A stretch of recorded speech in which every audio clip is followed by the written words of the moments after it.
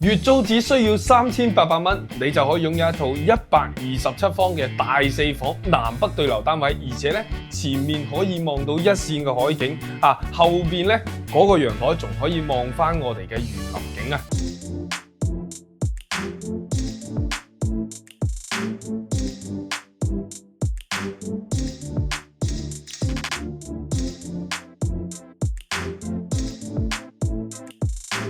歡迎收睇專事搞掂頻道，我係 Marco。各位觀眾朋友，今日同大家介紹一個非常之筍嘅盤嚇，佢位於我哋嘅珠海市金灣區航空新城片區嘅一個龍崗九嶼灣咁樣嘅小區。當然借住呢條片都幫我自己揾翻個鄰居先，因為咧我就住喺依家我哋呢一個租盤嘅隔離棟，即係6棟。我哋依家今日拍呢個咧係位於7棟嘅一個單位。好啦，跟住鏡頭入嚟睇下，呢一個係屬於7棟嘅03戶型，亦都係一個大戶型嚇，127方嘅4房單位，而且係一個南北對流嘅一個咁樣嘅戶型設計。入到嚟之後咧，上邊嘅儲物櫃，下邊嘅鞋櫃，同埋咧呢一個係一個鏡櫃啦，即係出門之前咧，我哋可以照下鏡，梳擺下自己，睇下呢個碌得唔得 ？OK， 再出門都冇問題嘅。下邊咧就係一個拖鞋位置，入到嚟之後咧，首先會見到第一間房啦。業主咧已經幫你配好晒所有家具啦，床墊啦、床架啦，同埋呢一張都係辦公台嚇，可以作為辦公台使用。咁呢邊咧都係一個衣櫃位置。呢個一個比較大嘅窗台位置啦，都係用於我哋嘅採光啦，同埋通風透氣嘅嚇。呢個係屬於我哋嘅第一間房。咁好啦，喺第一間房過到嚟之後咧，非常之舒服嘅南北對流嘅大廳啦。大家會見到呢一整個咧係好典型嘅一個好傳統嘅一個餐客廳一體，而且帶住前後陽台嘅設計。我哋咧就由呢邊開始介紹下點解咧？因為咧呢邊咧可以望住我哋一個紅鶴大橋啦，同埋一個好正嘅海景嘅。樓下咧就係我哋九嶼灣嘅小高層啦。遠處咧都係望翻我哋一線嘅海景，而且南北對流開埋嗰邊嘅陽台咧，今日咧其實都係30度左右嘅溫度，但係咧喺整個單位入邊咧係完全感受唔到啊，非常之涼爽。呢個咧亦都係用於我哋一個生活陽台啦、掃把啦，同埋一個拖地嘅拖桶啦。而呢邊咧就係我哋嘅燃氣爐同埋洗衣機櫃嘅位置啦。入到嚟，我哋睇翻廚房位置先。一個好經典嘅7字形嘅廚房，上面嘅吊櫃，下面嘅廚櫃，全部幫你做好晒。然後咧配備咗一個可以嘅冰箱，而且係1級能效噶，非常之慳電啦。其實咧呢個位置完全可以做到個2門大冰箱嘅嚇，但係只不過業主當時係冇配可能係節約成本嚇。喺呢邊咧，佢係擺咗張1.8米嘅長方形嘅西式餐台，配備咗6張餐凳啦。其實佢呢個餐廳咧都係非常之大嘅嚇，完全擺得落1.5米嘅圓台啊，都冇問題嘅。喺呢邊咧就係一個3米幾嘅沙發啦，喺呢邊有一個休閒凳啦。呢邊擺咗個茶几、電視櫃，然之後咧配埋咗電視俾你。空調都幫你做好晒噶啦，隔離空調。而呢邊咧就係好典型嘅，望翻我哋嘅一個九嶼灣嘅一個新中式嘅園林啦，亦都有少少湖景嚇。樓下好似有鄰居都喺度餵緊魚啊，都非常之寫意。即係如果我哋唔想出去行街咧，食完飯可以翻自己嘅小區行街都冇問題㗎嚇。好啦，我哋翻入嚟睇下我哋嘅休息區先。首先係第2間房啦，第2間房即係擺咗張1.5米乘2米嘅大床，但係動線方面咧就窄翻少少啦。呢邊咧僅僅都係留翻一個腳嘅位置入去開窗啦。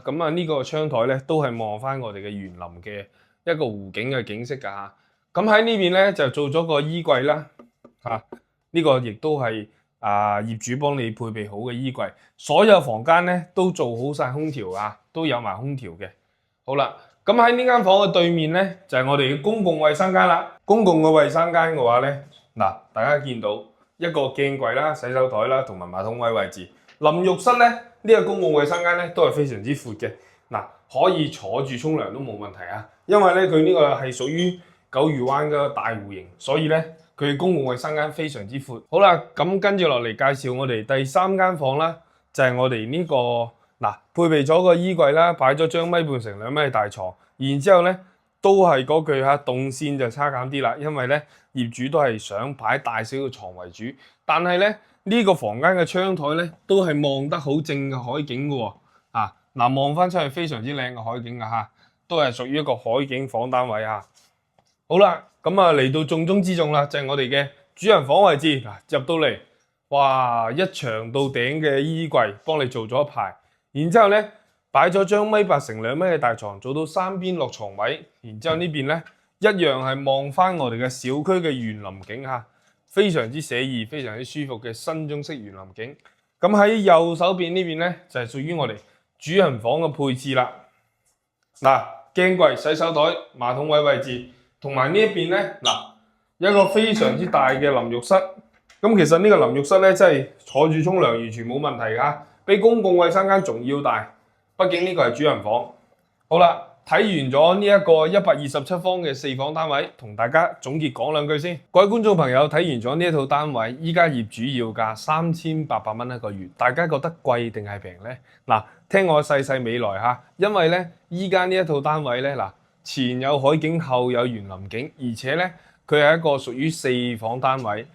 各位觀眾朋友，4房單位南北對流，咁靚嘅地理位置，先要價3800蚊，其實咧性價比係非常之高噶啦。另外嘅話咧，咁喺樓盤呢個位置嚟講，首先介紹下龍崗九雨灣嘅區位嚇，佢係位於我哋紅鶴大橋喺關口出嚟之後，走我哋珠三角環線高速走過紅鶴大橋之後咧。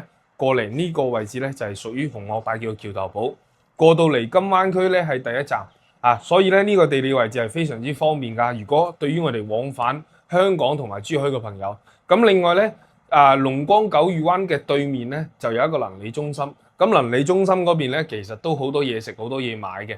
另外佢有一個彭泰超市係屬於一個生鮮超市，對於買餸或者買水果或者買啲日常便利嘅嘢咧，都係非常之方便嘅。咁往前行少少咧，就有我哋珊瑚海嘅樓下啦。咁珊瑚海樓下咧有好多社區飯堂啦，同埋有藥店啦、口腔診所啦，同埋嗰個大大細細嘅商鋪啦，比較多業態啦。咁如果行翻遠少少，喺金灣區嘅航空新城，仲有個紅旗鎮嗰度咧，就比較多嘅地道美食啦，同埋有一個正光廣場啦。咁如果我哋想翻出市區嘅話，遠唔遠咧？其實都唔遠嘅嚇。去華發商都南屏嘅華發商都咧就係20分鐘。如果去翻金灣嘅華發商都咧就仲近啦只需要5分鐘車程，因為係一條直路嚟嘅啫。講句難聽嘅，中意跑步嘅朋友咧，即係跑步10分鐘都可以過到去噶啦。咁另外咧，如果我哋去翻富華里九洲大道或者北山大院呢啲地方咧，都係25分鐘嚇。咁如果揸車嘅朋友喺小區出發，我哋翻香港嘅話咧，喺小區出發過到去關口都僅需25分鐘就可以到達啦。